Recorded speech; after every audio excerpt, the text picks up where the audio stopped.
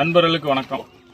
என்னோட கடைசி ஷார்ட்ஸில் நான் சொல்லியிருந்தேன் எனக்கு என்ன பிரச்சனை வருது அப்படின்றத சொல்கிறேன் அப்படின்னு.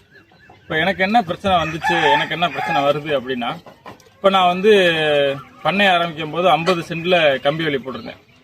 50 சென்டில் கம்பி வேலி போடும்போது நான் வந்து என் கோழியை வந்து கம்பி வேலிக்குள்ளே அடைக்கணும்னு நினைக்கல. ஏன்னா எனக்கு பக்கத்தில் வந்து எங்களோட வயல் தான், இங்கிட்ட என்னோட வயல் தான். நான் கோழியை நல்லா திறந்தா விட்டுருந்தேன். அப்போ வந்து ஸ்டார்டிங்கில் வந்து என்கிட்ட பல கோழிகள்லாம் கிடையாது, ஒரு 15-20 கோழி மட்டும்தான் வச்சு நான் ஸ்டார்ட் பண்ணேன். அப்போ என்னோட கோழிகள் வந்து பக்கத்து வயலுக்கு போச்சு நல்லா தான் திருந்துச்சு. அப்புறம் ஒரு கட்டத்தில் என்னாச்சுன்னா, அந்த உள்ள அந்த கருவளைக்குள்ள போகும்போது நான் அந்த டைம் வந்து வேலைக்கு போயிடுவேன். கருளைக்குள்ள போகும்போது வருகு வந்து ஒவ்வொரு கோழியா பிடிச்சிட்டு போச்சு. இப்போ எனக்கு கோழிகள் எண்ணிக்கை வந்து குறைய ஆரம்பிக்கும் போது அதுக்கப்புறம் தான் எனக்கு தெரிய வந்துச்சு உள்ள போனா வருகு வந்து பிடிக்குது அப்படின்னு சொல்லிட்டு. அப்புறம் அதுக்கேற்ற மாதிரி ரெண்டாவதுனா விவசாயம் ஆரம்பிச்சிட்டாங்க. விவசாயம் ஆரம்பிக்கும் போது கோழியை வந்து இந்த கம்பி வேலிக்குள்ள தான் வளர்க்கணும் அப்படின்ற மாதிரி ஒரு கட்டாயத்துக்குள்ள வந்தேன். அப்போ தப்பி போச்சு, வலையை அடித்தோம், எல்லாமே வலையை அடிச்சுட்டு கோழிகளை உள்ளே விட்டோம். ஒரு கட்டத்தில் கோழியோட எண்ணிக்கை அதிகமாச்சு. அதிகமாகும்போது என்ன ஆச்சுன்னா, அந்த கோழிகளுக்கான தீவனங்கள் இதுக்குள்ளே கிடைக்கல. நான் வந்து கம்பெனி ஃபீடு எல்லாமே வாங்கி போட்டேன். வாங்கி போட்டாலும் என்ன ஆகுது அப்படின்னு பார்த்தீங்கன்னா, கோழிகள் வந்து உள்ளே இருக்கும்போது ஒன்றுக்கு ஒன்று கொத்திக்கிறது, வால் மொட்டையாயிருது. பால் மொட்டையாயது இல்லாம அதுக்கு மேல இருக்கிற ரோமமும் பாதி இல்லாம போயிருது. சரி, நம்ம கோழி வளர்ந்துருச்சு, நம்ம இதை எடுத்துட்டு போய் சந்தையில விற்போம் அப்படி நம்ம கொண்டு போனோம்னா, நம்ம கோழியும் சந்தைக்கு வர்ற கோழியும் வித்தியாசமா இருக்கு. நம்ம கோழி வால் மொட்டையா இருக்கு, தொத்தலா இருக்கு, பார்த்தா கீழே வந்து நெஞ்சுக்கூடு இல்லாம, நெஞ்சில கறி இல்லாம இருக்கு. வியாபாரி வர்றாப்புல வியாபாரி வந்துட்டு நம்ம கோழியை பிடிச்சு பாக்குறாரு, இது வேணாங்க அப்படின்றாரு. ஏன்னா நம்ம நல்லா தான் தீவனம் போட்டு நல்லா தான் வளர்த்து போனோம், நம்ம கோழி ஏன் வளரவே இல்லை அப்படின்னு நமக்குள்ள ஒரு கேள்வி வந்துச்சு எனக்கு. அந்த கட்டத்தில் நான் வீட்டில இருந்து வயலுக்கு வரும்போது பார்ப்பேன், என் வீட்டில் இருக்கவங்களாம் பக்கத்தில் கோழி வளர்ப்பாங்க. அவங்கெல்லாம் அரிசி மட்டும்தான் போடுவாங்க. காலைல திறந்து விடுவாங்க, கொஞ்ச நேரம் அரிசியை போட்டு விடுவாங்க. அந்த கோழி 4 அரிசியை குத்திட்டு அது வாட்டுக்கு வெளியில் ஓடியாந்துடும். வெளியில் வந்துட்டு அந்த கரளிக்குள்ள தான் கிளச்சிக்கிட்டு வச்சுக்கிட்டு தெரியும். ஆனால் அந்த கோழிலாம் பார்த்தா நல்ல சைனிங்காக இருக்கும், நல்ல வெயிட்டாகவும் இருக்கும். ஏன்னா நம்ம வந்து நல்ல புண்ணாக்கு போடுறோம், கடலை புண்ணாக்கு போடுறோம், தீவனம் கம்பெனி தீவனம் வாங்கிட்டு வந்து வைக்கிறோம், கீரைகள் வெட்டி போடுறோம், என்னென்னமா பண்றோம். ஆனா நம்ம கோழி அந்த அளவுக்கு சைனா இல்லை அப்படின்னு பார்க்கும்போதுதான் அப்ப கோழிக்கு என்ன தேவைப்படுது அப்படின்னு நான் பார்த்தேன். கோழிக்கு வந்து அரிசி கம்போ தேவை கிடையாது. நீங்க இப்ப நீங்க நினைக்கலாம், அப்ப நான்லாம் கோழி கம்பு வச்சுதான் வளர்க்குறேன், அரிசி வச்சுதான் வளர்க்குறேன்னு நீங்க நினைக்கலாம். இப்ப இந்த அனுபவம் வந்து கோழி வளர்க்குறவங்களுக்கு இருக்கும். இப்போ நீங்கள் வந்து ஒரு நாள் குஞ்சோ 1 மாதம் குஞ்சோ வாங்கிட்டு வர்றீங்க, இல்லை உங்கள்கிட்ட குஞ்சுகள் பொறிக்குது. அதுக்கு நீங்கள் ஒரு 10 நாளைக்கு கம்பெனி தீவனம் கொடுங்க, 10-20 நாளைக்கு கொடுங்க.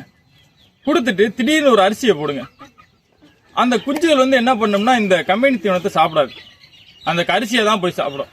இப்போ இதே இது நீங்கள் அதே கோழிக்கு நீங்கள் அரிசியாக போடுறீங்க, இல்லை கம்பா போடுறீங்க, திடீர்னு போய் கம்பெனி தீவனத்தை வைங்க, அந்த கம்பெனி தீவனத்தை விரும்பி சாப்பிடும். அப்போ கோழிக்கு என்ன தேவைப்படுதுன்னா புதுசாக தீவனங்கள் தேவைப்படுது. நம்ம அதால வந்து அதுக்கு ஒரு நாளைக்கு கம்பு, ஒரு நாளைக்கு மக்காச்சோளம், இப்படி புதுசாலாம் நம்மளால என்னால கொடுக்க முடியல. அப்போ கோழிக்கு நிரந்தரமா என்ன தேவைப்படுதுன்னா, நான் வந்து கம்மாயில இருந்து வந்து கரையான் எடுத்துட்டு வந்து போடுவேன். அந்த கரையானை வந்து நான் ஒரு 30 நாளா ஒரு 3 மாசமா தொடர்ந்து செஞ்சுக்கிட்டு இருக்கேன். அந்த கரையான் மேல அந்த கோழிக்கு சலிப்பே வரல. அப்போ கோழிகளுக்கு என்ன தேவைப்படுது?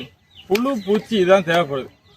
நம்ம கோழியை ஒரு இடத்துல அடைச்சு வச்சு நம்ம என்னதான் தீவனம் போட்டாலும் சரி, நீங்க டெய்லி ஒரு புண்ணாக்க ஊற வச்சு போடுங்க. என்னோட கோழி குஞ்சு வந்து ஒரு எக்ஸாம்பிள் நான் சொல்றேன். என்னோட கோழி வந்து இப்போ ரீசனா வந்து ஒரு சிலருக்குலாம் வால் மொட்டையா இருந்துச்சு.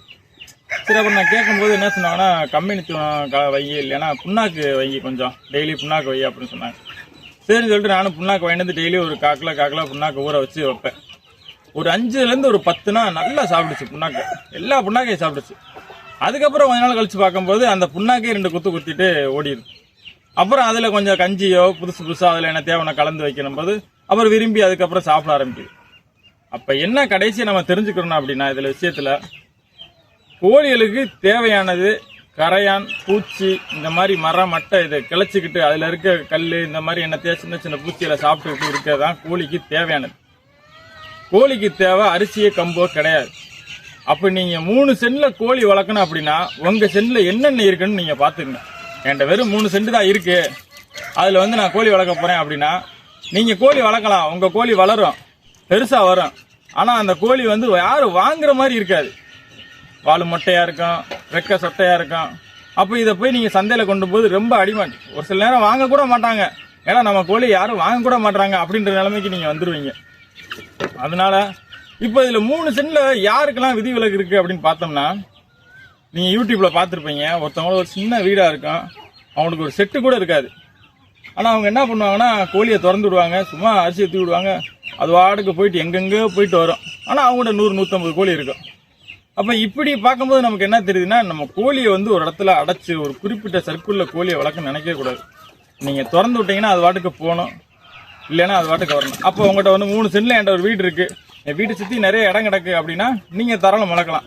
இல்லை நான் 3 சென்ட் தான் இருக்குது, 5 சென்ட் தான் இருக்குது, 10 சென்ட் தான் இருக்குது அப்படின்னா அதுக்குள்ள உங்களால என்ன பண்ண முடியும்? கோழிகள் எண்ணிக்கையை தயவு செய்து குறைச்சிருங்க. ஒரு 50 குஞ்சு வாங்குறீங்களா, 2 மாசம் குஞ்சா வாங்குறீங்களா, அந்த 2 மாசம் குஞ்சா மட்டும் வளர்த்துட்டு அதோட உங்களுக்கு வந்து ஒரு மாசத்துல ஒரு நாள் 2 நாளைக்கு வந்து குப்பையில் வந்து கொட்டுங்க.